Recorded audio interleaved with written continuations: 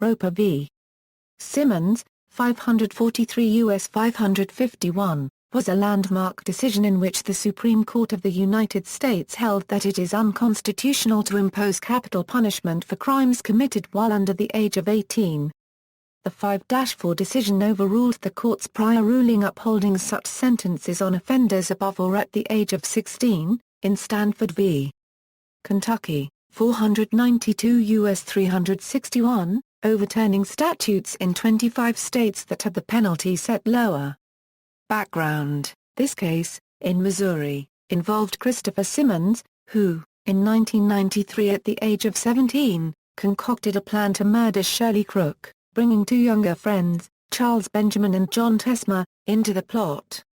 The plan was to commit burglary and murder by breaking and entering, tying up a victim, and tossing the victim off a bridge.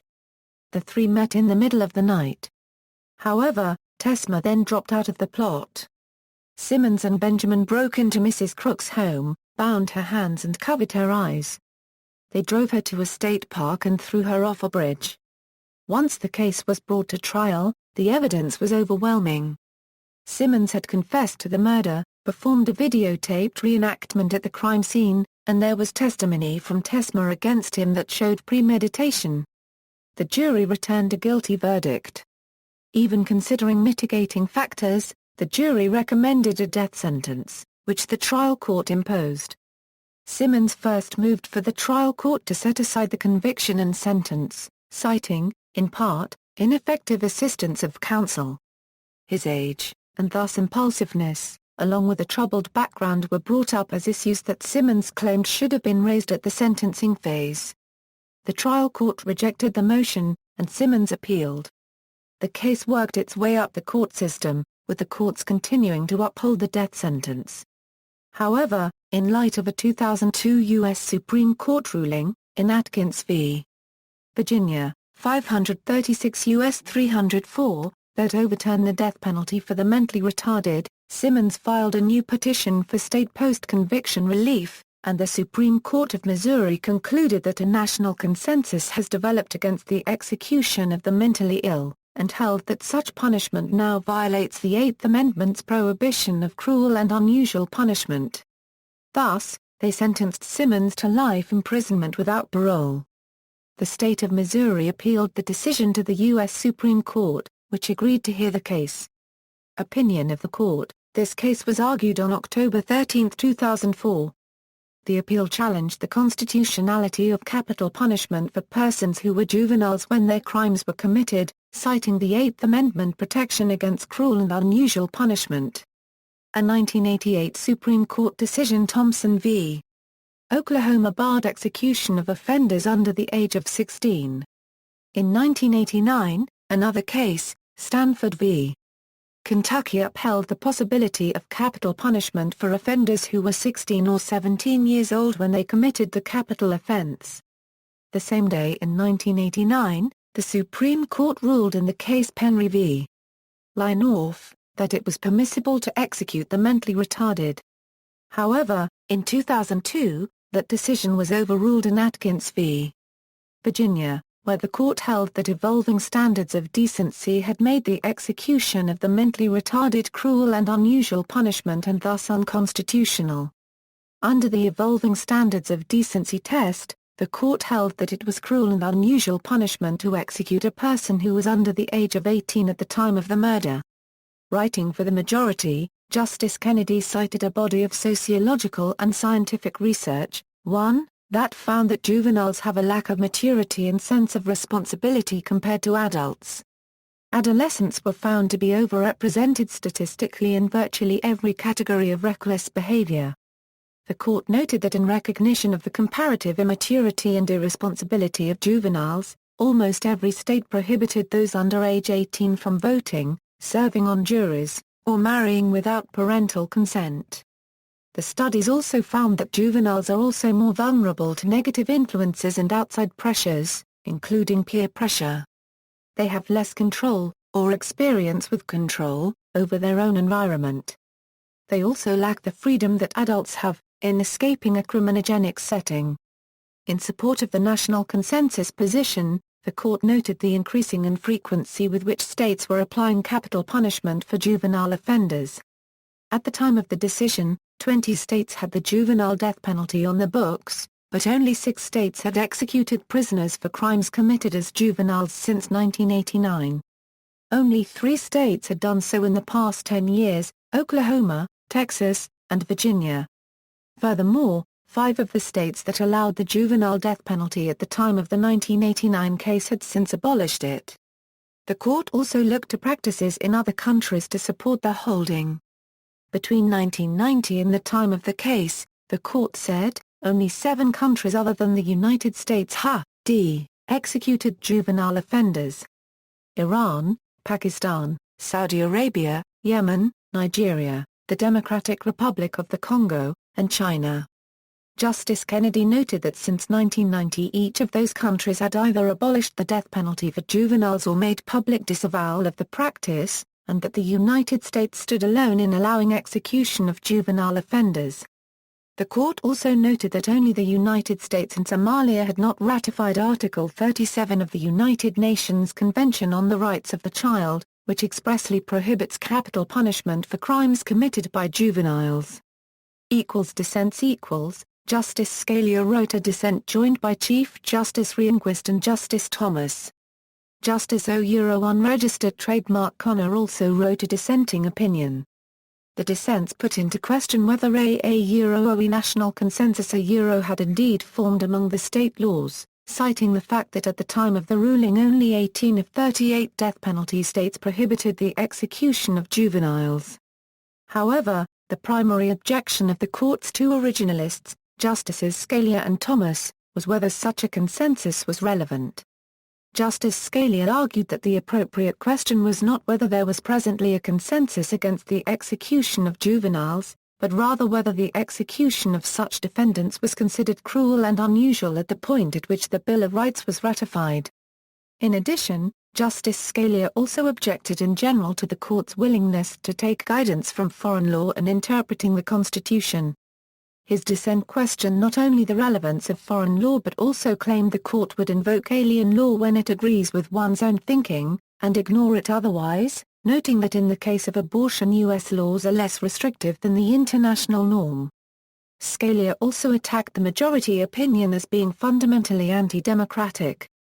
His dissent cited a passage from the Federalist Papers in arguing that the role of the judiciary in the constitutional scheme is to interpret the law as formulated in democratically selected legislatures. He argued that the court exists to rule on what the law says, not what it should say, and that it is for the legislature, acting in the manner prescribed in Article V of the Constitution, to offer amendments to the Constitution in light of the evolving standard of decency, not for the court to arbitrarily make de facto amendments. He challenged the right of unelected lawyers to discern moral values and to impose them on the people in the name of flexible readings of the constitutional text. Implications. Impact on other death row prisoners. In addition to striking down the death sentence of Christopher Simmons, the Supreme Court's decision in Roper v. Simmons also cancelled the death sentences of 72 others for crimes they committed while younger than age 18. The greatest impact was in Texas, where 29 juvenile offenders were awaiting execution, and in Alabama, where there were 14. No other state had more than 5 such offenders on death row. Prior to the Roper decision, there had been 22 executions of individuals who were juveniles at the time they committed the crime since 1976, 13 of them in Texas. Constitutional jurisprudence. The majority ruling highlighted several controversies in the field of constitutional jurisprudence. The first is the use of the concept of an evolving national consensus to allow for the reinterpretation of previous rulings. In this case, the evolving consensus was influenced by behavioral and other research studies, such as those presented to the court in an amicus brief by the American Psychological Association. What constitutes evidence for such a consensus and from where the judicial branch derives its authority to determine it and implement it into law, a function constitutionally vested in the legislative branch especially in the case of capital punishment, is unclear at this point. In Roper v. Simmons. The majority cited the abolishment of juvenile capital punishment in 30 states as evidence of such a consensus. In Atkins v. Virginia, it was the consensus of the 30 states that had banned execution of the mildly retarded. Another controversy is the role of foreign laws and norms in the interpretation of U.S. law.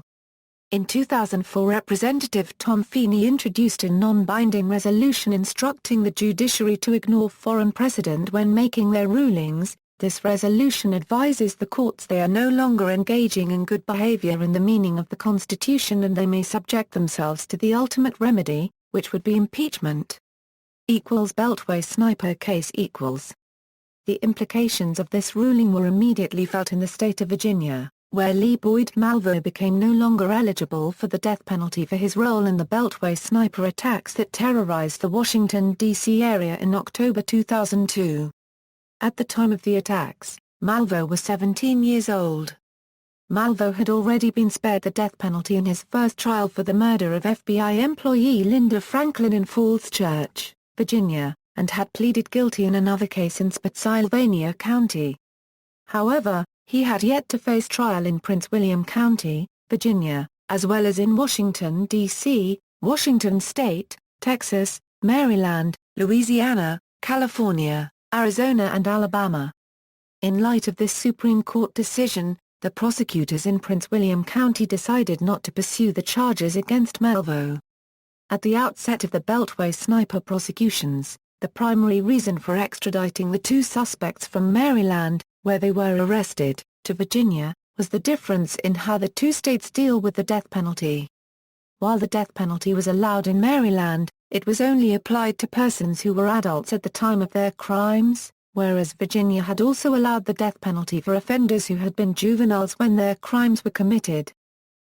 Further developments. In Ex parte Adams, 955 So 2d 1106, the Supreme Court of Alabama remanded the death sentence of a juvenile for a rehearing in the lower court in light of the Roper decision, which was released while the Adams case was pending appeal.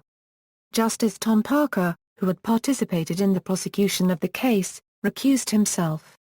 He, however, published an op-ed in the Birmingham News to criticize his non-recused colleagues for the decision.